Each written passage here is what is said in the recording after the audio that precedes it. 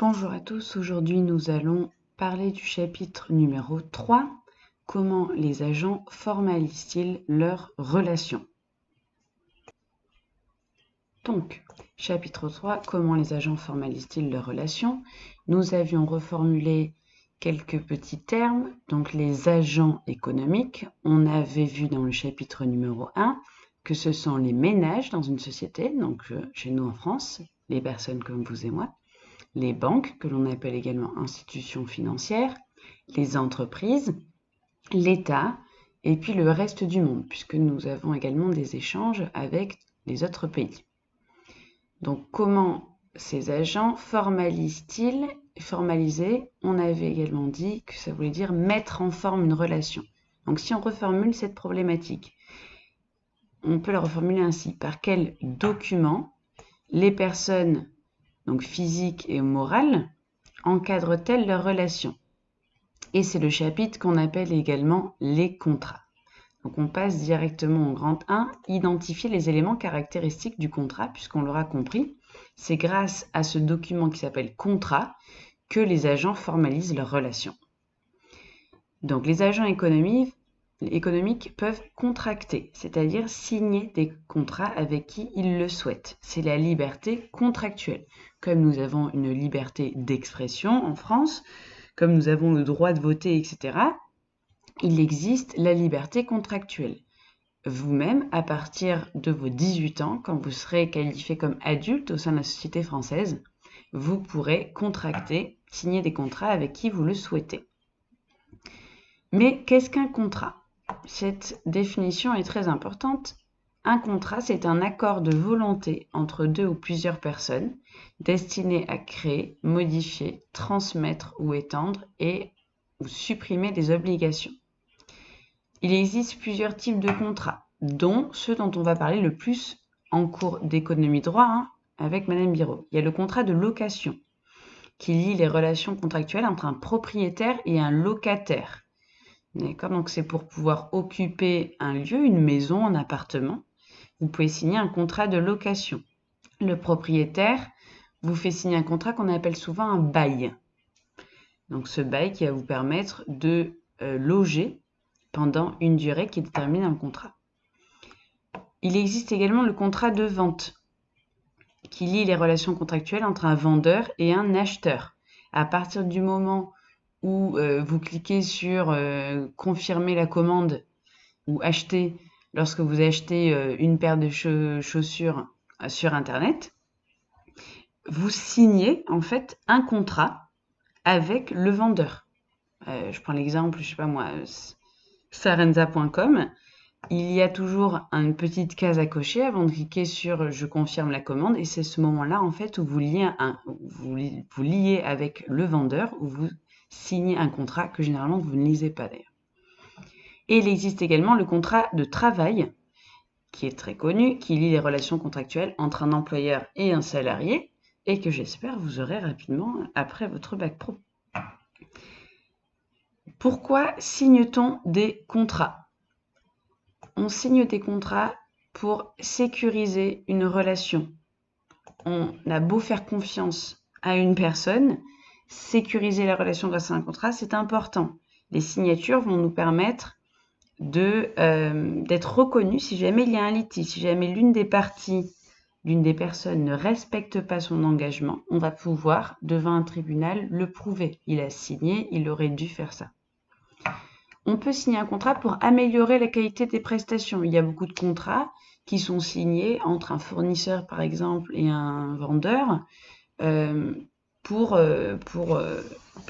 pas pour obliger certaines personnes forcément à faire quelque chose, mais pour décider qu'on va maintenant utiliser, je sais pas moi, du cuir de meilleure qualité pour faire les chaussures, etc.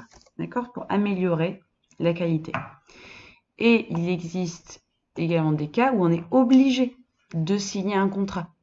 Vous ne pouvez pas, par exemple, vendre une maison sans signer de contrat devant le notaire. Carrément. Il existe des contrats que vous pouvez signer en présence de personne, bien entendu. Par exemple, une maison, vous êtes obligé de signer un contrat devant le notaire, qui est quelqu'un qui est embauché, entre guillemets, par l'État. D'accord ? Lorsque les deux parties signent un contrat, elles parviennent à un accord sur un ensemble d'éléments. Ça, c'est très important aussi. Il faut toujours un contrat qu'il soit signé en accord, c'est-à-dire que les deux personnes soient d'accord de leur plein gré pour signer. Si vous n'êtes pas d'accord pour signer un contrat, bon déjà vous ne le faites surtout pas, mais surtout vous allez dans certains cas pouvoir prouver que vous n'étiez pas d'accord et qu'on vous a contraint. Et à partir du moment où vous allez prouver devant un tribunal qu'on vous a contraint, par exemple en vous faisant du chantage ou parce qu'il y avait une pression psychologique sur vous qui êtes quelqu'un de jeune et de vulnérable, ou à l'inverse, souvent on parle de personnes qui ont été abusées qui sont des personnes âgées à qui on fait signer, par exemple, on fait signer un testament où il lègue le tout à une seule personne. Ça, c'est de l'abus de confiance. Donc, on peut démontrer que la personne n'était pas d'accord pour signer ce contrat, et donc du coup, le contrat est nul. Donc là, très important, il est essentiel de comprendre chacun des éléments faisant partie de cet accord. Vous devez être d'accord pour le signer, mais lisez bien chaque ligne. Un contrat de travail, par exemple, c'est un document très long qui fait des fois des dizaines de pages, mais c'est un contrat qui va édicter, qui va expliquer tous vos droits et vos devoirs dans votre travail. Donc c'est hyper important. Ça va être quelque chose que vous allez devoir respecter tous les jours de votre vie. Donc faites très attention au moment où vous signez d'avoir lu absolument tout, d'avoir tout compris et des fois d'avoir même renégocié certains points. Donc pour être complet, tout contrat doit comporter toutes ces rubriques essentielles. Il faut un titre au contrat. Il faut les parties, il faut que ce soit clairement écrit qui c'est qui signe. Alors des fois ce sont des particuliers, donc Madame Biraud, qui signe un contrat avec Monsieur Vanderbruck. Mais il peut s'agir également d'entreprises qui signent, ou alors ça peut être l'État qui peut signer un contrat, etc. Donc les parties, dans le cadre par exemple d'un contrat de travail, il va y avoir Madame Biraud d'un côté et il va y avoir l'employeur de l'autre, donc par exemple l'entreprise meilleurtaux.com, représentée par Monsieur Ducrest. Il faut bien mettre quand même la personne qui signe vraiment, qui aura pris le stylo. Il y a également un objet, donc de quoi va parler ce contrat. Il va y avoir les droits et les obligations des parties, donc c'est là où on va vraiment expliquer tout ce que les parties doivent faire ou ne doivent pas faire, à quoi elles s'engagent. Il faut qu'il y ait un lieu du contrat, qu'on sache où est-ce qu'on l'a signé et où est-ce qu'il va s'appliquer. Par exemple, dans un contrat de travail pour un commercial, donc quelqu'un qui doit aller, un exemple tout bête, qui doit aller vendre des lunettes, on va pouvoir lui mettre le lieu de son contrat, c'est-à-dire qu'il doit vendre des lunettes dans la zone du 93 en entier, par exemple. Ça peut être pour la France en entier, ça peut être dans le monde en entier. Il va y avoir également la durée, la date, les délais, tout ce qui a rapport avec les dates de votre contrat. Par exemple, pour un contrat de travail, vous êtes embauché de telle date à telle date. Ou alors, si vous êtes en CDI, un contrat à durée indéterminée, il y aura écrit que c'est un CDI, donc du coup qu'il n'y a pas de date de fin. Il va y avoir les conditions financières. S'il y a quelque chose qui touche à l'argent, par exemple dans un contrat de travail, à combien s'élève votre salaire? Dans un contrat entre un fournisseur et quelqu'un qui revend des produits, il va y avoir à quel prix sont vendus ces fameux produits. Ensuite, les garanties ou les assurances. Si quelqu'un ne peut pas remplir telle condition, est-ce qu'il se passe quelque chose? L'inexécution du contrat, pareil, si vraiment une des deux parties ne remplit pas sa part du contrat, qu'est-ce qui se passe? Est-ce que le contrat du coup devient nul? Est-ce qu'il y a donc un procès qui se lance? S'il y a procès d'ailleurs, il faut qu'il y ait écrit le tribunal compétent en cas de litige. Donc ça c'est quelque chose, on ne va pas entrer en détail, mais sachez que pour chaque problème, chaque litige, il y a un autre tribunal compétent. On avait vu la juridiction civile et la juridiction pénale d'un côté, mais sachez que dans la juridiction civile, si vous êtes en conflit avec votre employeur, ça ne va pas être le même tribunal que si vous êtes en conflit avec votre époux ou si vous êtes en conflit avec votre voisin. Il faut également toujours la date, le lieu et le nombre d'exemplaires qui ont été édités. Et très très important, sinon il n'y aurait pas de contrat, les signatures. Donc on a à peu près compris tout ce qui devait se trouver dans un contrat pour qu'il soit légal, pour qu'il soit réalisé en bonne et due forme. On passe maintenant à la partie 2. On va décrire les droits et les obligations de chacune des parties au contrat.